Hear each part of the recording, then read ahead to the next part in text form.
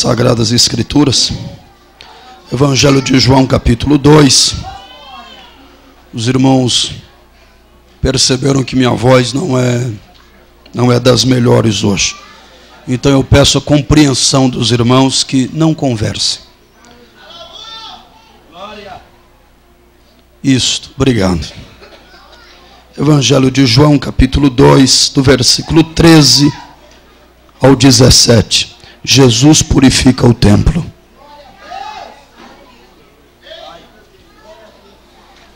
Vocês encontraram? Diz assim o texto: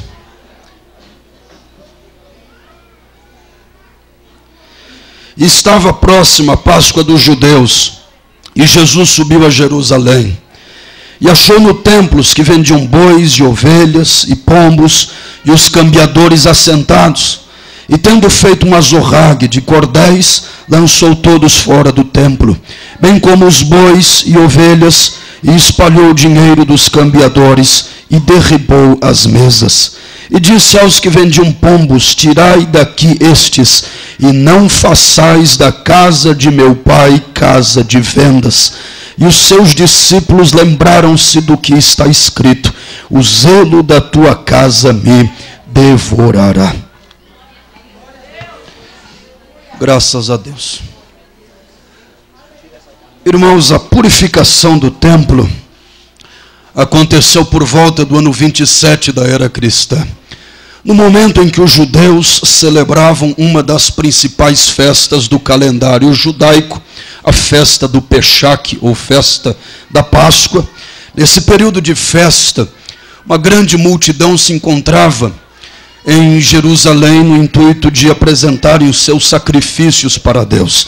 Jerusalém, uma cidade que tinha naquela época 55 mil habitantes, mas que recebia nesse período de festa uma multidão de mais ou menos 125 mil peregrinos.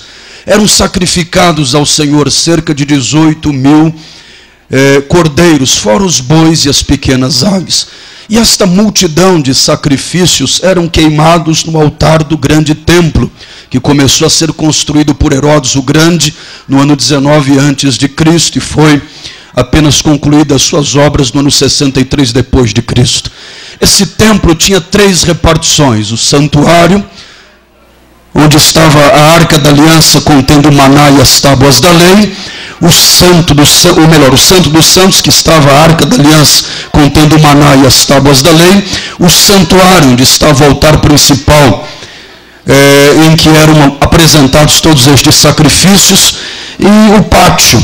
E esse pátio também tinha 3 repartições. Havia o pátio dos sacerdotes e dos judeus do sexo masculino, havia o pátio das mulheres e das crianças, e havia o pátio dos gentios, que não era considerado pelo sacerdócio nem tampouco pelo judeu sagrado.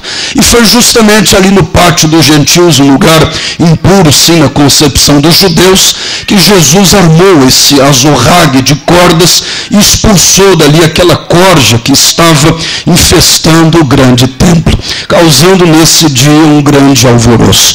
Essa passagem aqui é uma passagem tão importante na vida e no ministério de nosso Senhor Jesus Cristo, que nós podemos afirmar que ela foi a causa, historicamente falando, que levou Jesus até a cruz do Calvário.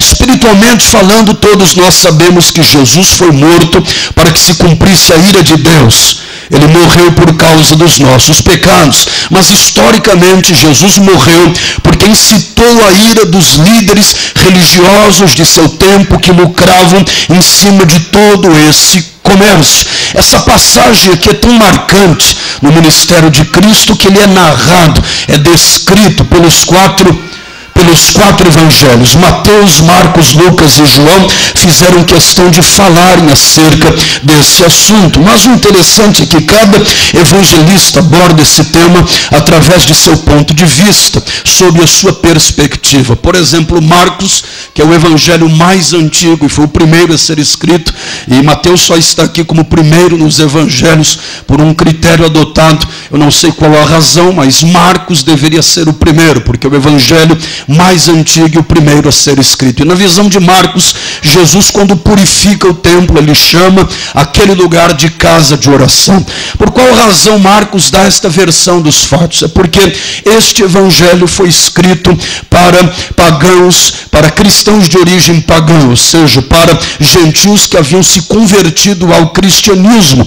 E quando Marcos diz que esse lugar era considerado por Jesus uma casa de oração, contrariando a vontade dos judeus, que não tinham esse pátio dos gentios como sagrado, ele estava nivelando todos os homens, independente do credo e da sua nacionalidade. Então esta foi a versão de Marcos. Já a versão de Mateus é completamente diferente. Por quê? Porque o evangelho de Mateus foi escrito para judeus, e judeus que esperavam a vinda do Messias. E esse Messias, segundo as Escrituras, viria para, entre outras coisas, purificar o templo que estava há muitos anos impuro, para que se cumprisse uma profecia antiga de Malaquias capítulo 3, porque segundo Flávio Joséfo, no ano 163 a.C., o rei da Síria, Antíoco Epífanes, invadiu Jerusalém e entrou dentro do templo dos judeus, e como sacrifício aos seus deuses, ele imolou uma porca no altar principal, profanando assim o templo dos judeus. E segundo esta profecia antiga de Malaquias 3, o Messias viria justamente para purificar o templo. Já a versão de Lucas, em relação à purificação do templo, é muito diferente das demais. Lucas, ele resume ao máximo este fato histórico marcante na vida de nosso Senhor Jesus Cristo. Se você for procurar agora no Evangelho de Lucas acerca da purificação, você vai encontrar apenas 2 versículos tratando acerca deste assunto. Mas não é que Lucas não dava importância a esse fato histórico e marcante, não. É porque o Evangelho de Lucas foi escrito para uma comunidade formada de gentios e judeus que haviam se convertido ao cristianismo. E essa comunidade, segundo a história, estava em crise. E Lucas, sábio como era, não queria imputar uma responsabilidade maior nem sobre judeus e nem tampouco sobre gentios acerca da morte de Jesus, já que este fato histórico da purificação, ou ao purificar o templo, Jesus incita a ira dos líderes religiosos de seu tempo. E por fim temos a versão de João, que foi a que eu escolhi por base para a mensagem de hoje. João apenas corrobora essa ideia de que sim, Jesus foi morto porque purificou o templo. Mas de tantas lições importantes que nós podemos extrair aqui desse texto, eu gostaria de abordar apenas algumas, 3 no máximo, se assim o tempo nos permitir, que na minha concepção são cruciais e muito importantes. Muito bem, a primeira delas é esta: eu aprendo através da purificação do templo que a adoração, ela vale mais do que o próprio sacrifício. Esta é a primeira lição que eu aprendo através da purificação do templo. Esta festa da Páscoa era tão importante para os judeus que 3 semanas antes dela ter o seu início, lá estavam os cambistas, os cambiadores e os vendedores de animais, solicitando junto ao sacerdócio uma licença, a fim de colocarem ali os seus postos de venda, porque o lucro que eles obtinham em cima destes peregrinos, desta multidão de judeus que vinham até esta Páscoa, a festa da Páscoa, a fim de apresentar os seus sacrifícios, era muito grande. E segundo a história, todo judeu acima dos 20 anos de idade era obrigado a trazer o seu sacrifício, o melhor de sua terra, o melhor de suas possessões, o seu melhor gado, o seu melhor cabrito, o melhor de suas plantações, a fim de honrar o Senhor. E eles faziam isto anualmente. Toda vez que era festa da Páscoa, lá estavam os judeus apresentando o seu melhor sacrifício, o melhor de todas as suas possessões, de sua herança, em sacrifício ao Senhor. Mas tinha um porém: a corrupção nesse tempo aqui estava tão generalizada que o sumo sacerdote, juntamente com seus auxiliares, instruíram alguns avalistas que ficavam na porta do templo para rejeitarem a maioria, ou seja, cerca de 80% das ofertas que estes peregrinos traziam, porque vocês sabem que toda oferta manchada, todo animal impuro ou má machucado, não era aceito como oferta ao Senhor. Eles precisavam então passar pelas mãos dos avalistas do sacerdócio. E o próprio sacerdote, os seus auxiliares, instruíam estes avalistas para rejeitarem a maioria destes sacrifícios, obrigando esses peregrinos a aceitarem, ou seja, aceitarem esta venda, ou seja, comprarem um animal que estava sendo vendido ali mesmo, na porta do templo. Eles, com esta atitude de rejeitar a oferta daquelas pessoas que vinham até a festa da Páscoa, eles... Abaixa o som, por favor, ou melhor, tira esse fundo musical, por favor, obrigado, Deus abençoe. Eles obrigavam estes peregrinos a apresentarem, ou melhor, a comprarem ali um sacrifício pronto e apresentarem para Deus um sacrifício comprado ali na porta do templo. E quando Jesus expulsou estes vendedores de animais ali das dependências do templo, do pátio dos gentios, ele estava denunciando 2 graves pecados que os filhos de Israel estavam cometendo. O primeiro deles era formalismo. Eles estavam fazendo isto apenas para cumprir um mero ritual da lei, uma exigência da lei. E comodismo. Por que comodismo? Porque eles já não traziam mais de sua casa, eles não traziam mais de sua herança, eles não traziam mais um sacrifício, cumprindo Deuteronômio 16 e 16, onde o próprio Deus havia exigido do seu povo: olha, nenhum judeu aparecerá diante de mim de mãos vazias. Então eles já estavam tratando isto de uma forma cômoda. Eles iam lá e não precisavam mais levar um animal, um sacrifício de sua própria casa. Não, nós compramos um sacrifício pronto, nós compramos um sacrifício ali mesmo. E Jesus, ele denuncia esse comodismo. Está certo que eles poderiam pensar: bem, o nosso animal pode se ferir, pode morrer durante esse percurso até Jerusalém, haja vista a viagem é longa, então será mais cômodo se nós comprarmos um sacrifício ali mesmo. Mas eles não sabiam que o nosso Deus não aceita nenhum tipo de sacrifício que não haja um outro sacrifício por trás deste sacrifício. Em outras palavras, Deus não aceita nada que seja comprado, forjado, que haja comodidade ou facilidade em você oferecer.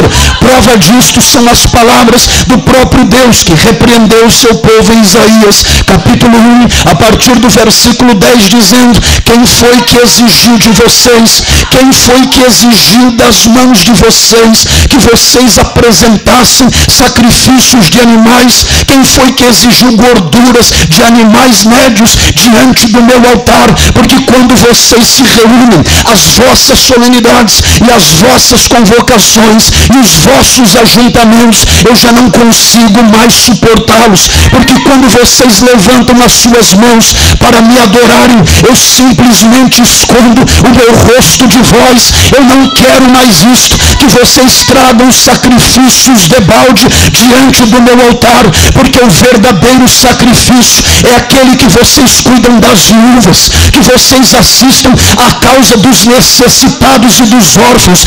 Este é o verdadeiro sacrifício. Mas os judeus não. Os judeus pensavam que simplesmente por trazerem ali as suas ofertas ou queimarem as suas ofertas compradas na porta do altar, eles já estavam cumprindo uma exigência da lei, eles estavam agradando o coração de Deus. Não, pelo contrário, o próprio salmista Davi, já na antiga aliança, havia chegado a essa conclusão quando disse: se o Senhor se alegrasse no sacrifício de um animal, eu mesmo imolaria este animal, eu mesmo sacrificaria este animal. Mas o verdadeiro culto, o verdadeiro sacrifício é um coração quebrantado e contrito.